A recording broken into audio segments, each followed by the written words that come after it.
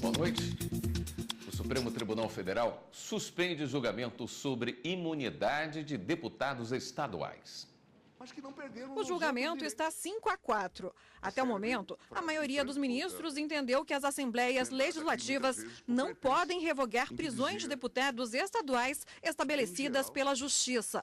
O plenário está analisando medidas cautelares em ações em que a Associação dos Magistrados Brasileiros questionava dispositivos das Constituições do Rio de Janeiro, do Rio Grande do Norte e do Mato Grosso, que estendiam aos deputados estaduais imunidades concedidas pela Constituição Federal aos congressistas.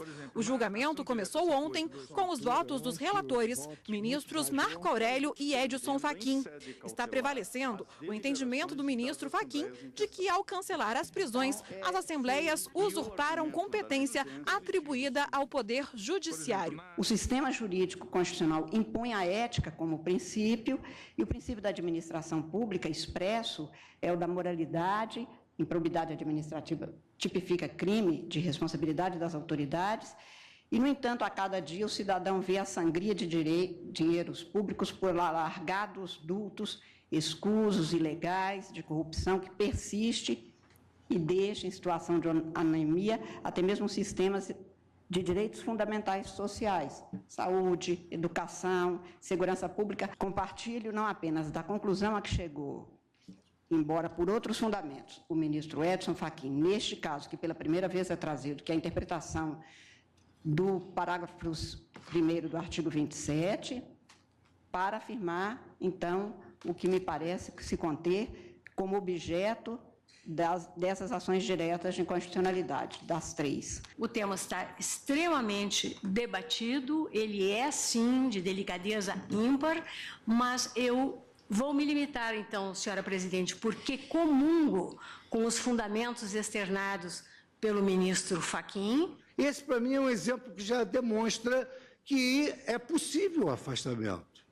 Aliás, se não me falha a memória, o Supremo Tribunal Federal, se baseando no fato de que um determinado parlamentar usara o seu gabinete para remeter ofícios ameaçando pessoas, o afastou da atividade. O ministro Dias Toffoli divergiu em parte, mas com relação à prisão, destacou que a imunidade diz respeito ao Congresso e não ao parlamentar. Ou seja, cinjo-me apenas e tão somente ao tema de prisão.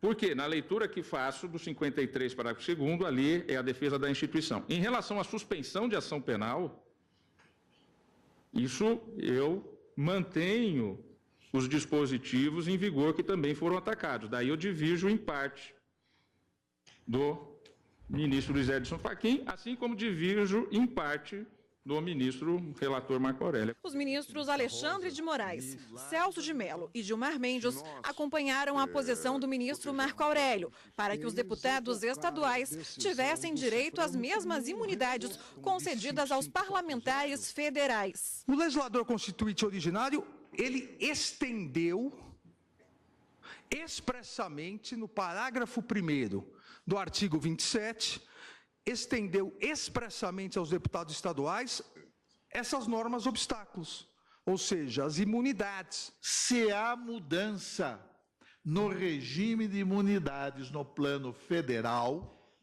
o novo quadro se aplica imediatamente aos deputados estaduais, independentemente de ter havido ou não adaptação formal da Constituição Estadual. Para mim, não paira a dúvida, presidente, de que a inviolabilidade formal e a prerrogativa da Casa Legislativa é aplicada aos deputados estaduais e distritais. A ministra Carmen Lúcia pediu a palavra durante o voto do ministro Gilmar Mendes para destacar que muitas vezes há uma interpretação errada das decisões tomadas pelo Supremo. Não vejo a demonização da política, até porque fora da política sobra muito pouco para uma salvação. Eu acho que o que pode acontecer às vezes é uma interpretação incorreta de algumas decisões que são tomadas, até porque aqueles que devem, qualquer cidadão, mesmo os parlamentares, que tenham dívida com a sociedade e que estejam sendo processados, tem um encontro marcado com a lei no Estado de Direito. Como não foram alcançados 6 votos, o julgamento foi suspenso e vai ser retomado com os votos dos ministros Ricardo Lewandowski e Luiz Roberto Barroso.